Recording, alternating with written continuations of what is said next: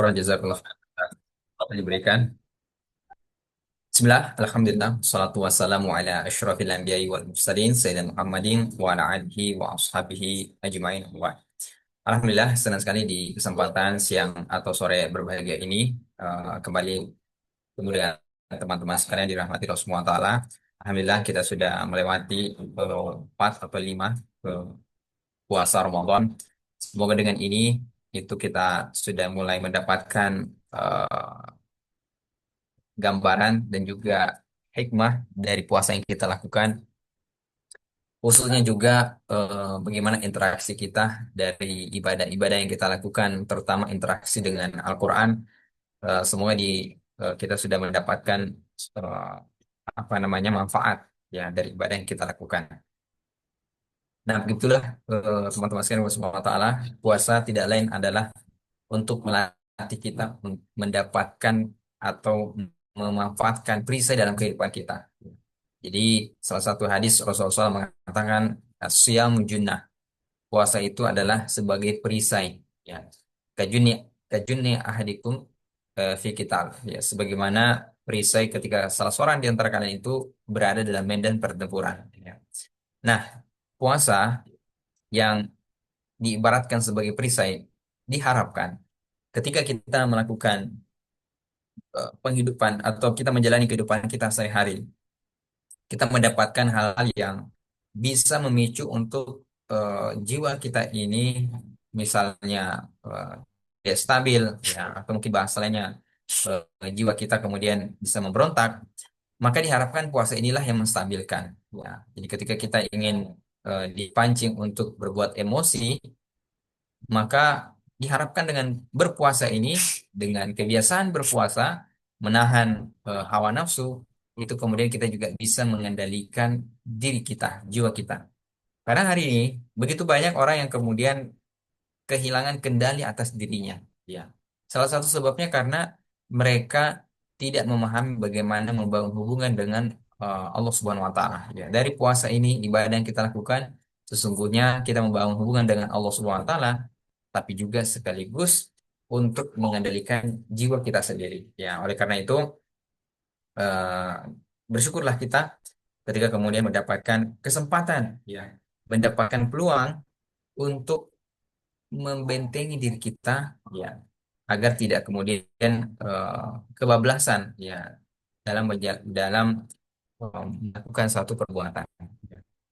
Nah, teman-teman sekalian semua taala, ya, insya Allah pada hari ini kita akan melanjutkan pembahasan kita kemarin, ya, yaitu berkaitan tentang eh, kisah kisah Al-Quran yang dimuat di dalam surah Al-Qasas. Nah, kemarin kita sudah memberikan pengantar tentang pertama adalah apa perbedaan antara ayat Makkiyah dan juga ayat Madaniyah. Jadi surah Al-Qasas ini dikategorikan sebagai ayat Makkiyah, yang artinya dia turun dalam konteks Rasulullah SAW sedang mengalami himpitan, sedang mengalami krisis yang sangat luar biasa ketika beliau masih berada di Mekah. 13 tahun Rasulullah SAW berdakwah, tentu bukan waktu yang singkat, ya, tapi kemudian eh, ini sekaligus menyeleksi, ya, memfilter siapa saja sahabat yang betul-betul teguh untuk mempertahankan keimanan di awal-awal dakwah ini, dan juga mana yang kemudian tidak sanggup dan akan segera tereliminasi, ya. Maka juga kita bisa mengambil pelajaran di fase dakwah Makkiyah ini, itu belum ada, ya, yang bahkan tidak ada sama sekali orang-orang munafik. Karena di sini hanya dua. Kalau orang tidak beriman, maka dia kafir. Tidak ada kemudian orang di antara keduanya. Kemudian kita juga sudah jelaskan bahwa kelahiran Nabi Musa alaihissalam itu menjadi pertanda baik akan ada peradaban baru yang siap menggantikan tirani yang dilakukan oleh Firaun. Dan perlu kita ketahui Firaun ini dalam satu riwayat disebut dia usianya itu sampai kalau tidak salah 300 tahun, ya. Bahkan nanti menyebut 400 tahun. Ya intinya durasi Firaun, ya, sebagai pemimpin yang zalim itu lama. Maka inilah yang kemudian membuat dia tergoda untuk menganggap dirinya sebagai Tuhan yang angkuh, sombong, karena dia jarang sakit. Ya, bahkan Firaun itu disebut nggak pernah kayak demam, batuk. Ya, kalau di antara kita ini ada yang pernah batuk, demam, berarti masih kalah sama Firaun. Jadi Firaun ini dia istilahnya diberikan istidraj, ya, diberikan kenikmatan, tapi kemudian kenikmatan itu justru menjadi ujian untuk dia. Nah, kemarin kita sudah membaca sampai ayat 4. Ya, sesungguhnya Firaun, ya, disebut bahwa dia alau fil ard. Ya, inna fir'auna ala fil ard. Dia menyombongkan diri, membangkang. Ya. Kemudian dia bersenang-senang. Dan yang kedua adalah wa ja'ala syi'a yastad'ifu ta'ifatan minhum. Dia memecah belah penduduknya. Maka ini pelajaran bahwa tirani atau kepemimpinan yang zalim, tanda-tanda kehancuran itu dimulai ketika pemimpin itu sudah menganggap atau dia sudah sombong. Jadi kalau pemimpin sudah sombong, pembangkang, maka dia akan cenderung eh, melabrak syariat Allah Subhanahu wa taala. Dan kalau pemimpin sudah seperti ini, dia sudah diingatkan oleh banyak orang, tapi dia kemudian masih tetap membangkang, maka itu hanya tinggal menunggu waktu dia akan hancur. Sebagaimana Firaun. Jadi kehancuran awal Firaun itu adalah ketika dia sudah menyombongkan diri. Nah, kemudian setelah setelah menyombongkan diri, dia memecah belah penduduknya. Ya, makanya politik memecah belah itu sudah ada sejak zaman Firaun. Jadi ada satu golongan dia beri misalnya eh, apa namanya materi, tapi ada golongan yang lain yas'atifu ta'ifatan minhum. Kemudian ada juga golongan yang dilemahkan. Jadi ini bukan orang-orang yang lemah, tapi golongan yang dilemahkan. Artinya mereka ini sebenarnya eh, bisa ya untuk kemudian kuat, tapi mereka sengaja dilemahkan. Ini yang kedua, yang ketiga perbuatan keji dari Firaun itu adalah yuzabbihu abna'ahum. Dia eh, menyembelih, ya, membunuh anak-anak laki-laki dari Bani Israel, wa yastahyi nisa'ahum. Kemudian dia membiarkan anak perempuannya. Innahu kana minal mufsidin. Sebelumnya dia adalah termasuk orang-orang yang berbuat kerusakan. Nah, fenomena ini itu menggambarkan kepada kita betapa di zaman Firaun ini adalah zaman yang paling krusial, paling krisis. Zaman yang kemudian orang sedang apa namanya menunggu, ya, untuk lahirnya peradaban baru. Jadi mereka ini ibaratnya ingin shifting peradaban, ingin bahan peradaban. Dan dalam sejarah, ketika masa-masa terjadi seperti ini, biasanya di tahun yang sama atau di zaman yang sama itu akan lahir orang-orang yang akan menjadi mujaddid, orang-orang yang akan memperbaharui zaman. Nah, kemudian di ayat kelima, Allah Subhanahu wa taala berfirman, "Wa nuridu an namunna 'alal ladzina stud'ifu." Dan kami ingin memberikan, ya, karunia, ya, 'alal ladzina kepada orang yang atau golongan yang istud'ifu, yang telah dilemahkan fil ard, di muka bumi itu. Wa naj'alahum a'immah, dan kami menjadikan mereka itu sebagai pemimpin, wa naj'alahumul warisin, dan kami ingin menjadikan mereka itu sebagai pewaris. Nah, ayat ini eh, seperti sebuah berita gembira bahwasanya orang-orang yang ditindas tadi sengaja dilemahkan. Maka kata Allah, ini hanya menghitung waktu. Sebentar lagi kemudian kami akan memberikan kepada mereka kenikmatan, ya. Orang-orang yang tertindas di eh, Bani Israel yang di Mesir ini. Bahwa mereka itu akan menjadi pemimpin. Maka ini pelajaran bahwa Allah itu akan dengan mudah menggantikan sebuah generasi. Yang pertama lah adanya generasi yang rusak, mulai dari pemimpinnya, ya, kemudian digantikan dengan generasi yang sekaligus menjadi pemimpin. Maka di sini terdapat pelajaran bahwa perubahan itu selalu dimulai dari generasi. Ya. Jadi yang kita butuhkan sebenarnya adalah bagaimana mengganti generasi. Ya. Maksudnya apa? Generasi yang lemah digantikan dengan generasi yang kuat. Generasi yang tidak suka dengan ilmu pengetahuan diganti dengan generasi yang cinta ilmu pengetahuan. Generasi yang nggak suka baca buku itu diganti dengan generasi yang rajin membaca buku dan melakukan penelitian. Itu yang disebut dengan mengganti generasi. Dan inilah yang terjadi di zaman Rasulullah SAW. Ketika Rasulullah SAW itu bahasa kita hari ini gabut, ya, kemudian beliau resah dengan kondisi masyarakatnya yang jahiliyah, masyarakatnya itu suka minum minuman keras, ya, praktek riba dalam berdagang, kemudian mereka melegalkan zina, kemudian juga mereka ini menormalisasi berhala-berhala untuk disembah. Ini semua yang membuat Rasulullah SAW menjadi resah. Makanya orang yang memiliki hati nurani itu akan selalu resah dengan keadaan yang rusak, kerusakan moral. Ya. Maka di saat itulah Rasulullah SAW ya, seolah-olah diberi apa namanya, diberi petunjuk oleh Allah Subhanahu Wa Taala untuk melakukan yang namanya mengganti generasi. Ya. Jadi yang kita butuhkan itu mengganti generasi. Bukan kemudian Rasulullah SAW ketika beliau melihat kondisi seperti itu langsung diangkat menjadi seorang pemimpin. Tapi kemudian Rasulullah SAW melakukan yang namanya meng, menyiapkan generasi. Ya, menyiapkan generasi. Jadi Rasulullah SAW itu menyiapkan generasi.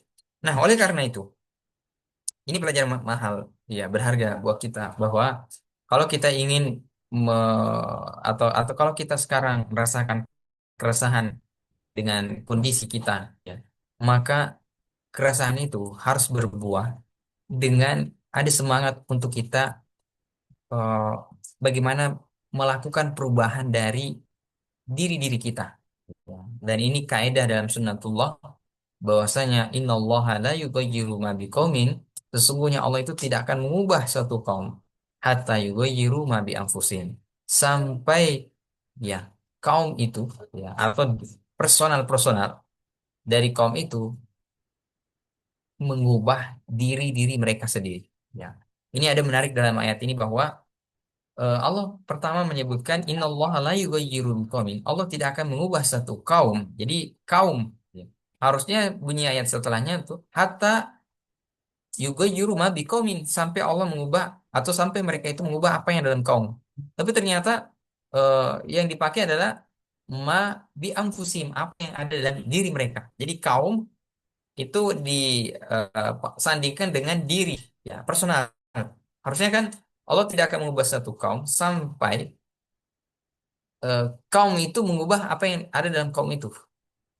Tapi bunyi ayatnya Allah tidak akan mengubah satu kaum sampai mereka mengubah diri-diri mereka. Jadi yang di disanding itu diri personal. Nah, ini pelajaran berharga bahwa pentingnya kemudian perubahan suatu kaum itu dimulai dari diri-diri kaum itu. Ya, artinya apa? Ketika kita ingin mengubah suatu bangsa, suatu negara, suatu wilayah, maka yang kita ubah itu adalah personal-personalnya dulu. Ya, jadi perubahan itu dimulai dari perubahan personalnya. Ya.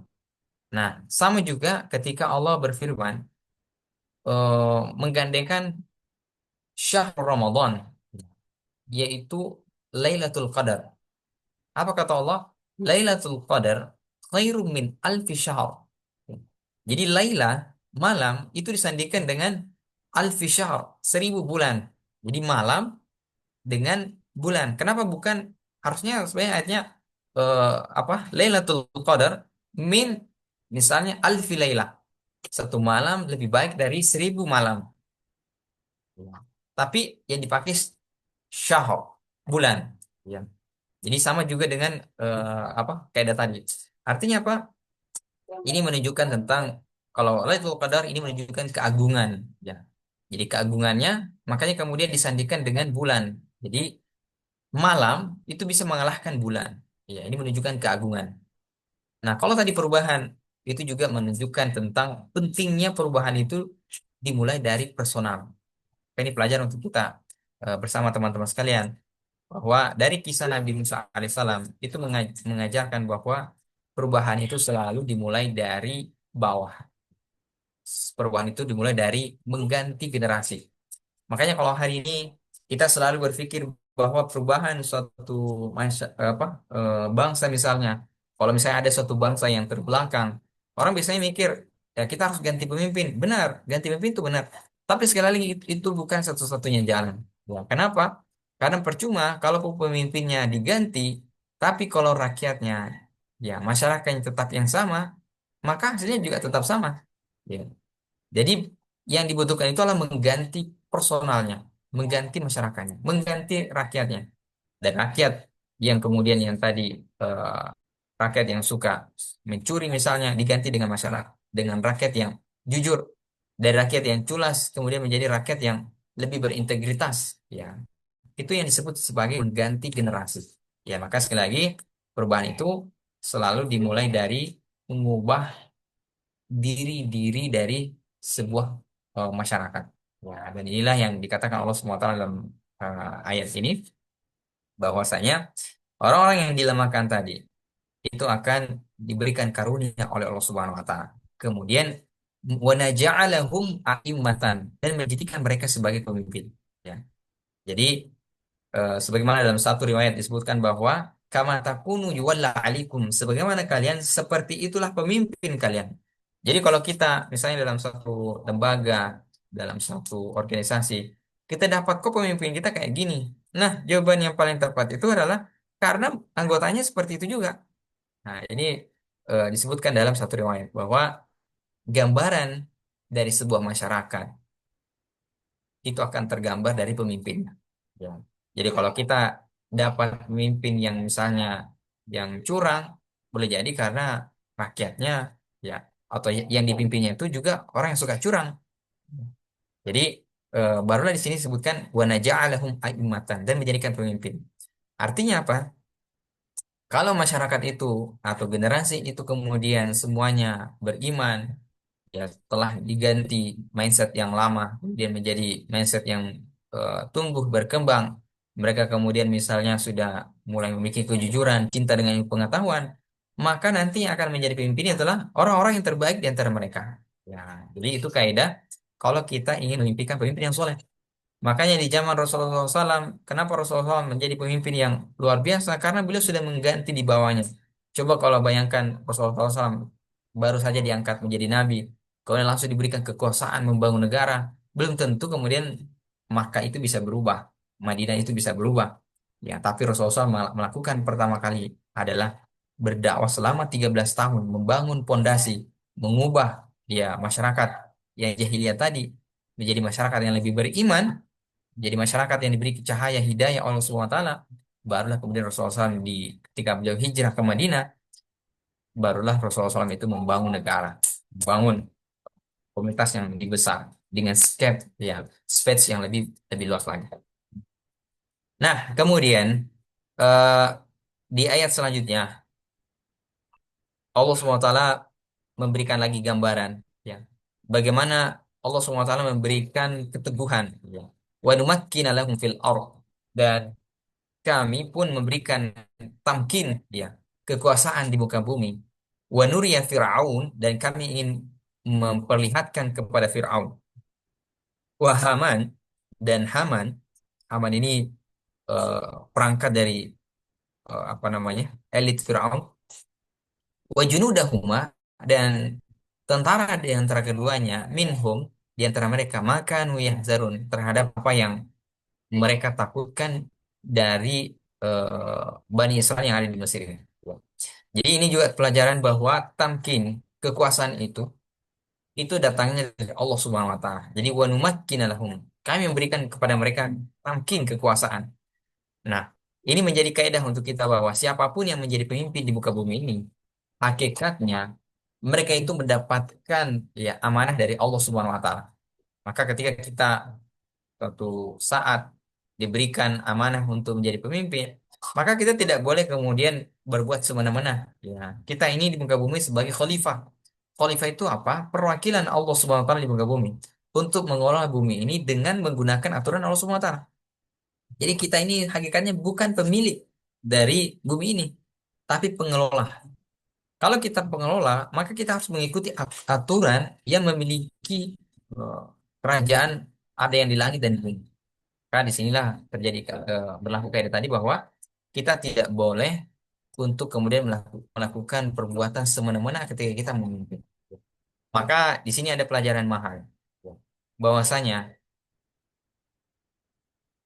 kondisi yang rusak, ya, atau bahkan mungkin kita katakan masyarakat yang jahiliyah dengan puncak kejahilian yang kerusakan yang sangat luar biasa, biasanya itu akan lahir pemimpin-pemimpin yang siap menggantikan generasi tersebut. Ya. Allah akan mengirim, ya, generasi yang jauh lebih baik dan akan menjadi pemimpin. Ya, maka ini pelajaran untuk kita bahwa di zaman manapun, ketika terjadi apa namanya sesuatu yang menyebabkan ketidakpastian, ya, kemudian terjadi misalnya hal-hal yang sampai kemudian mengalami puncak krisis, maka kita sebagai orang beriman itu selalu harus optimis. Ya, kenapa? Karena di balik ini boleh jadi akan ada harapan baru, ya, yang akan dikirim oleh Allah SWT, ya, yang menjadikan kemudian eh, orang-orangnya itu berubah semuanya. Ya. Makanya Allah SWT disebutkan itu akan mengirim, ya, para nabi di setiap kaum. Walaqad ba'asna fi kulli ummatin, eh, dan sungguh kami telah mengirim, ya, di setiap umat itu orang-orang yang menyeru kepada kebaikan. Ajajitimu tauhid. Ya. Orang-orang yang kemudian oh, selalu melakukan amar ma'ruf nahi mungkar. Makanya setiap kaum, setiap eh, apa namanya umat, khususnya umat terdahulu, itu telah Allah kirimkan para nabi. Ya, kirimkan para nabi. Nah, kalau sekarang itu tidak ada lagi nabi. Maka berlakulah hadis Rasulullah SAW bahwasanya fi kulli ra'si mi'atin, ya, di setiap 100 tahun itu Allah akan mengirimkan orang man yujaddidu dinahu, orang-orang yang akan menjadi mujadid, memperbaharui agamanya. Maka sekarang yang ada adalah orang-orang yang secara personal akan melakukan perubahan. Ya Allah tidak lagi mengirim eh, apa namanya para nabi, tapi Allah Subhanahu wa taala itu kemudian akan mengirimkan orang-orang yang akan menjadi pembaharu.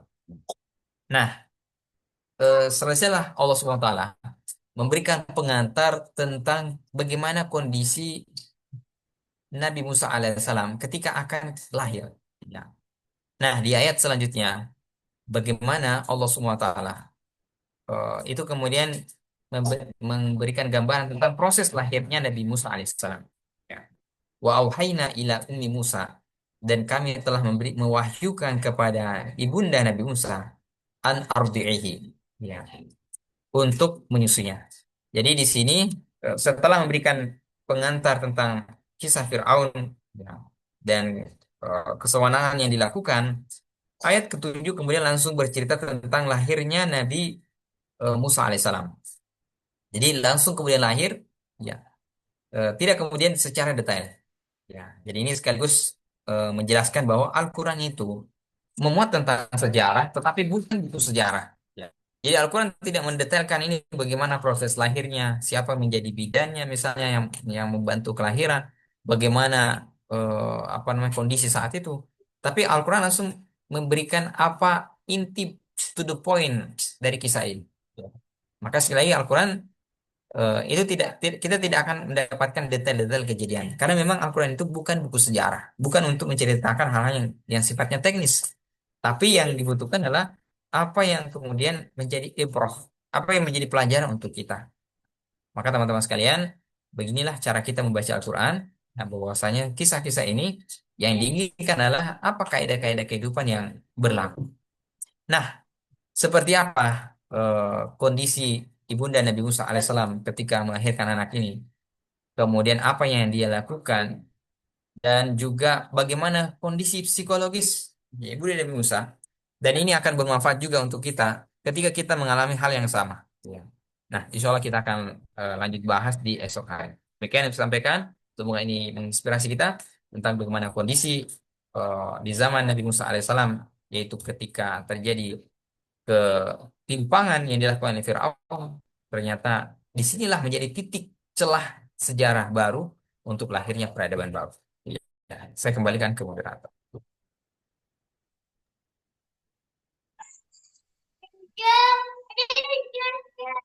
Terima kasih kepada Bapak Ustaz. Semoga